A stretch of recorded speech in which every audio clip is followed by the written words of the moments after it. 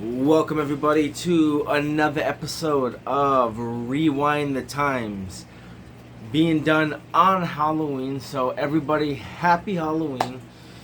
Halloween is, as everybody knows, everybody that's close to me that knows, and maybe you didn't know but now you know, Halloween is my favorite holiday. The fall is my favorite time of the year.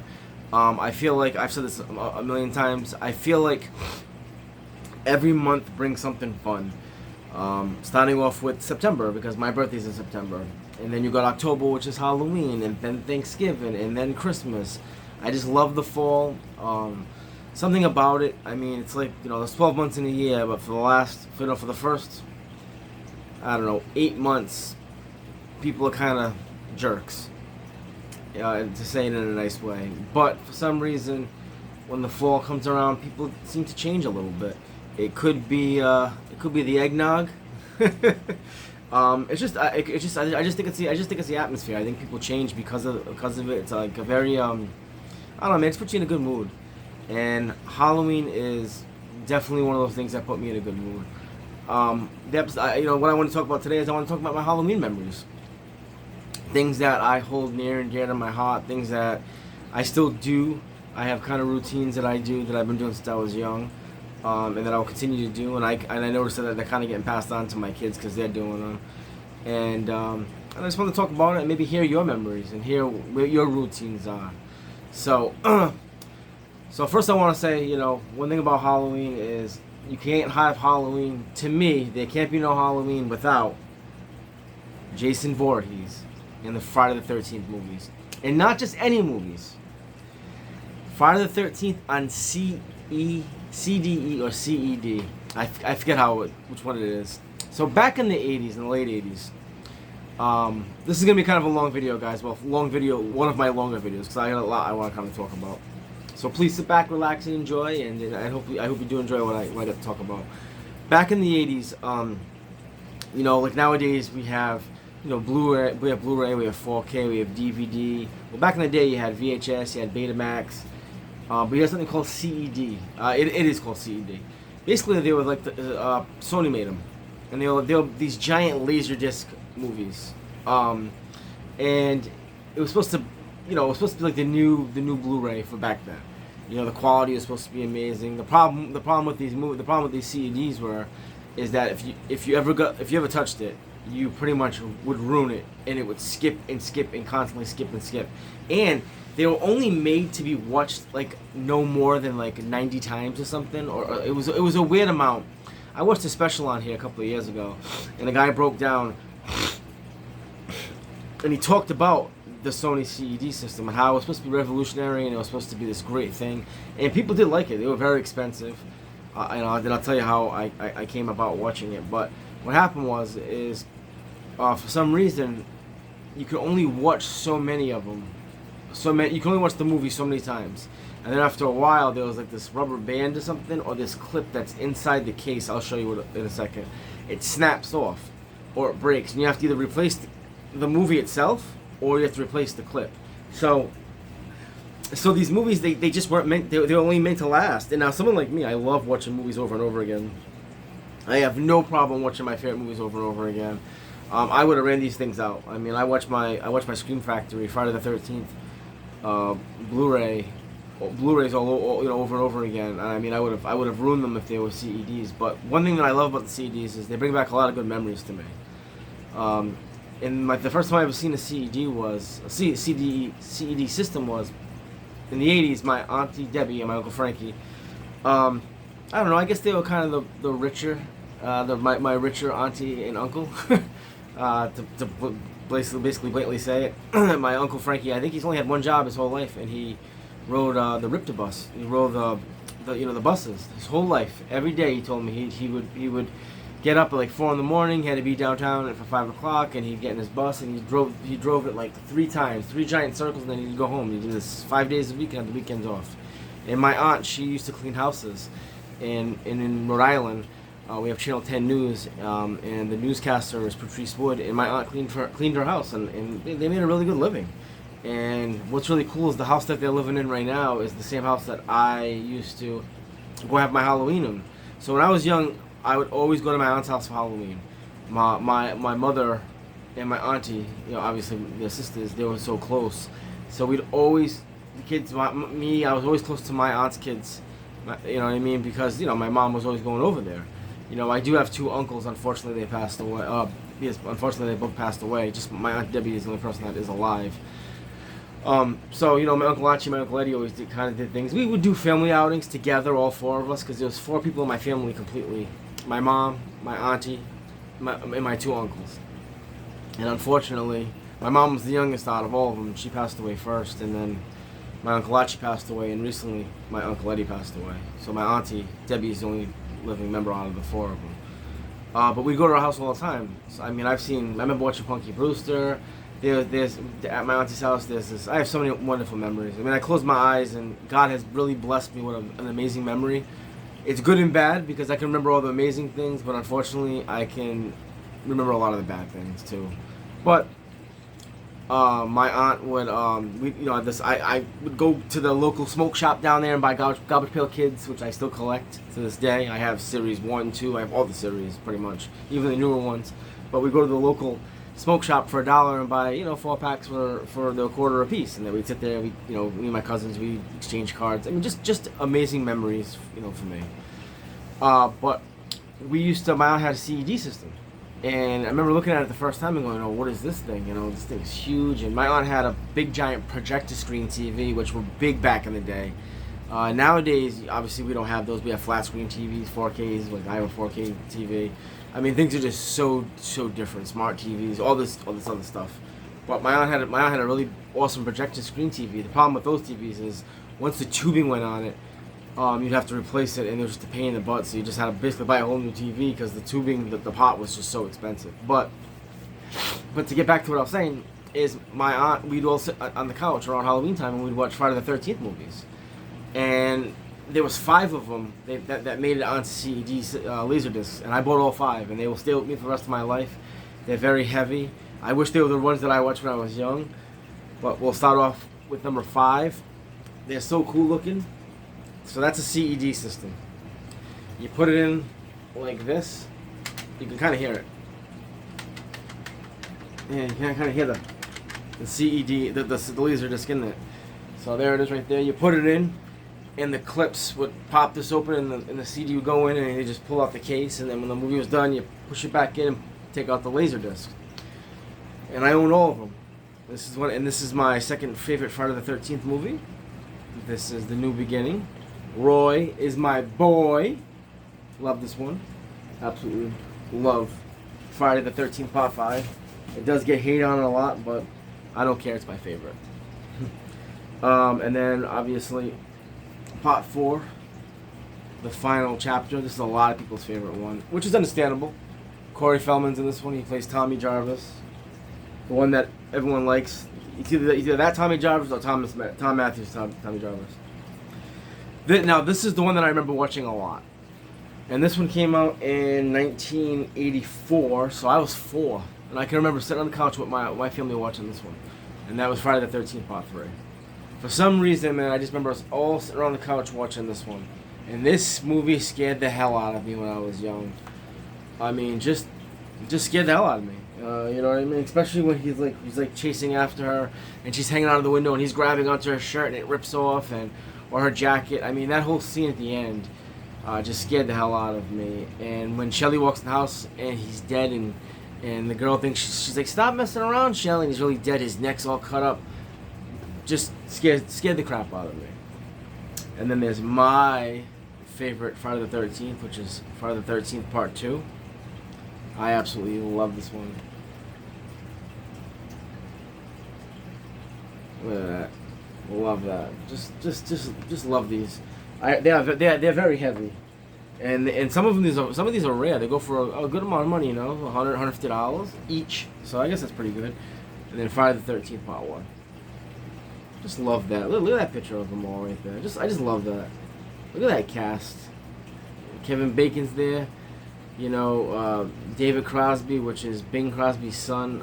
It's just, dude. I just love this movie. I just love the whole Jason series. Look at that. So that's what I would watch when I was a kid in my aunt's house. Every Halloween we'd watch that. That was a routine. I've seen Part 4 at her house. I've seen Part 5 at her house. Two I don't really remember, but I remember watching 3, 4, and 5. And we'd all sit around the couch. My aunt had this white couch, and we'd all sit down. And I can remember sitting between my uncle. My uncle had his arm up. He always sit in the corner. My uncle would have his arm up, and I'd sit underneath his arm because I was scared. And my mom would be over here, and my cousins would be on the floor, and we'd be watching Friday the 13th, Jason. Just love it. That and one of my favorite memories.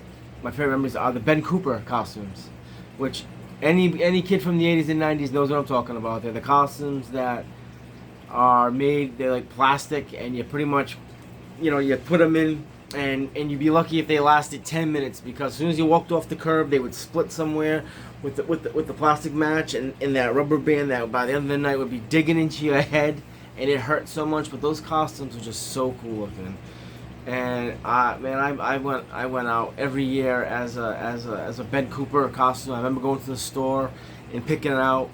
And what was cool is one of my favorite memories is in Warwick where I live. There's an Ann and Hope. I think it's still there, but it's not. It's still open, but it's not as big as it used to be. And when you walk, and I used to walk into Ann and Hope, and it was like a giant, just a giant building. This place was just this giant space. It was just huge. And I remember walking in, and when you walk towards the left, you had all the registers, and then you had the aisles. And it was just so big, man. They'd have, like, the seasonal over here, way back was sporting goods, way in the back over there was, God, I can picture it in my head now, the couches, way over here was, like, the food, and in the middle was, like, clothing and everything. But my memory that I have the most of going in Hope is, so, Halloween is October 31st. So I'd always pick up my costume very, very, like, end of September, beginning of October. And I remember walking in there, and they'd have all the Ben Cooper all the costumes. They'd be having them, not all of them, but a good majority to showcase them. They'd be hanging from the ceiling. And it used to scare the shit out of me. I mean, literally, it was so hard to walk down that aisle. And it would be 2 aisles. One aisle, wall to wall, side to side costumes, just costumes. So if you walk down the aisle, it'd be costumes, and then hanging from the ceiling in that aisle are the costumes. And oh man, the one that always scared the hell out of me was the gorilla. It was this gorilla costume, and it just looked like this giant gorilla hanging from the ceiling. And I'm 5 years old, I'm 6 years old, 7 years old, and just remember walking down that aisle. My mom would hold my hand. Or I'd hold the carriage and she'd be like, "Come on, Michael, they're not real. They're just costumes. We gotta pick out your costume. Come on." And I would be so scared. And I remember finally walking down that aisle when I was like in my early teens, maybe like 12 or 13, and finally like accomplishing that goal, because going down that aisle and seeing those costumes, it was just so scary to me, and realizing finally like it's so cool, man. Like to see all these costumes, but I can remember closing my eyes and seeing them all. And the first aisle I went down, side to side, all costumes hanging from the ceiling, and then obviously they'd be displayed so you could buy them. And then the next aisle would be like just the left side would be more costumes, and then the right side would be all the candy. So and I would just kind of screw down that one first aisle just to get down there to pick up my costume. And just that is the memory that always stays with me. Every time I see Ann and Hope, it's the first thing I think of. Another good memory of mine, and maybe something you guys did when you were young was, Halloween to me was like it's like an adventure. I'd stay out for hours, literally, man. My mom loved it, man. She was a trooper too. She loved taking us. 'Cause my mom loved the holidays, So what we'd do is we used to go trick or treating in pillowcases, but we'd have this giant bag. So if our pillowcase got full, we would dump it into the bag, so we didn't have to stop and go home and change and just keep going. Because once we went home, It was all done. It was all done. We'd go out for hours, because remember in the fall it gets darker early. So the anticipation of that day would be so cool. You come home from school, and you're kind of just hanging outside or hanging around the house or playing a video game until you start to see it get a little dark out, and then my mom would make dinner. So we'd have like a really early dinner. Maybe watch a TV show, something on TV, And then all of a sudden, as it's getting darker out, my mom would pull us into the kitchen, and one by one, Mike, Matt, Kayla, come, one by one, we'd go in there and we'd start preparing, getting our costumes on. And my mom would wear something, just as a something on her real quick as an adult. She wouldn't get too heavily into dressing up, but she puts up something, some bats on her, a bat headband or pumpkin headband, just something that in the mood. And I just couldn't wait, and all of a sudden, we walk out the door, and we'd always start to the right. When we walk out the door, we'd always walk to the right, and that's how we, and then we go up and down each street. To the right side, to the left side. Go up the next street, to the right side, come down to come down on the right side. Go up the right, come down on the left. Up and the right, down the left, and we would just go for hours. And when we'd find out where the house was, they gave the big candy bars.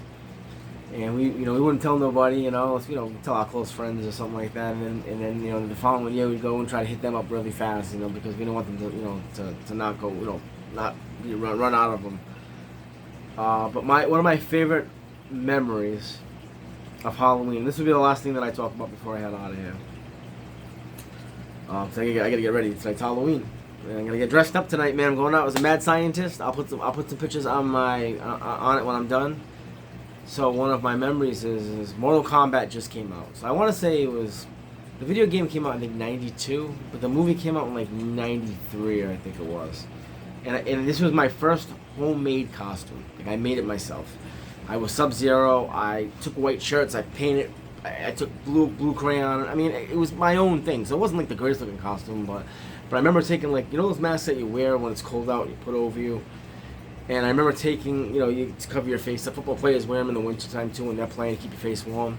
Well, I remember wearing that, and then taking like a piece of blue shirt that I cut and I stapled it to make his mask. Well, this one Halloween was pouring out. It was raining out, and it didn't matter whether it was raining out, tornado. My mom was like, "We're going." It did not matter. And what was really fun about this Halloween is it was one of the last Halloweens that I had where I lived in Pawtucket. And it was pouring out, and I went out as Sub-Zero. I believe my brother went out as Reptile, and my sister was like a Barbie, or like a princess. My brother didn't make his costume. It wasn't homemade. He bought it. But I made my costume. My brother's favorite color is green, so he went out as Reptile, and we went out. And blue's actually not my favorite. Yellow is my favorite color, so I don't know why I didn't go to Scorpion, but for some reason I went out as Sub-Zero. And that night was just pouring out, and it was just pouring so bad. And my mom, she got like this beach umbrella, and my sister was really young because my sister was born in '89, so she had to be about 3 or 4 at the time, maybe 5. And my mom had the stroller, and she took this giant beach, this beach umbrella that was huge that we could all walk under and try to stay dry, no matter where you're gonna get wet anyways. But she'd take it and she'd put it onto like the cart with some string ties, and we it didn't stop us, man. We went house to house for 3 hours. Maybe we didn't do the 4 or 5 hour like we normally did, but we did at least 2.5 hours, 3 hours. And I remember coming home that night, and it was just a blast because I met up with my friend Mike and John Antunes during the night. Pat Harrington was a hobo. I will never forget what Pat wore, because as this kid was walking down the street, he kept dropping his bag, and he's dressed, and it was so funny because he was dressed. I'm like, "What are you dressed up as?" And he's like, "I'm dressed up as a hobo," and he was in one of his grandfather's suits, just a suit, it was just a suit, but it was so big on him, and he had like this little makeup on to make him look like a hobo, like white cheeks and a nose, what hobos look, the classic hobo look.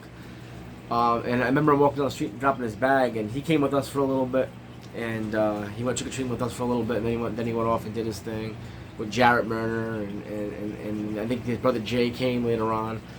But Mike and John, I bumped into them, and I can't remember what they were wearing, but I remember they came with us for a little bit. And Robbie, my friend Robbie Strapp, we stopped at his house, and Robbie really wasn't into the whole trick-or-treating thing. But and it was just a great memory, and I love rain, and that Halloween always stood out to me because I think I've trick-or-treated in the rain before, but not like this. Like, this was a monsoon. We were worried that, you know, because nowadays I think if it rains so bad, I think they change it to like the next day or something, or the day after, or whatever it is. The next day that's better weather. So if it poured out today, they would change Halloween till, you know, Thursday or something. Well, it didn't stop anybody, and lights still had their houses on. The, you know, houses still had their lights on. It was just one of my favorite memories, and something that I always harken back to and always think and think about. It puts a smile to my face, and I miss those times, man. You know, as we're getting older and everything like that, life gets harder, and you know, as an adult, it gets really hard, and I just would give anything to be a kid and just go back and you could do that again, and just miss it, man. So, listen, guys, I'm gonna get out of here. I hope you guys enjoyed my memories and of me sharing things that I did when I was a child, and even to now, movies and costumes. I'd love to hear what you guys did. Hope everybody has a safe Halloween tonight. Enjoy yourselves, man. If you're taking your kids, I don't have my children this year. I have them next year, but I'm going out with my girlfriend and her kids, and I'm gonna give out some candy. So, listen. Bottom line is, everybody be safe. Have a good time, and take care, man. And happy Halloween, man. And happy Halloween. I just love this holiday. It makes me feel so good. Take care, guys. Remember, God first and family, and to the next one. Peace, guys. Happy Halloween.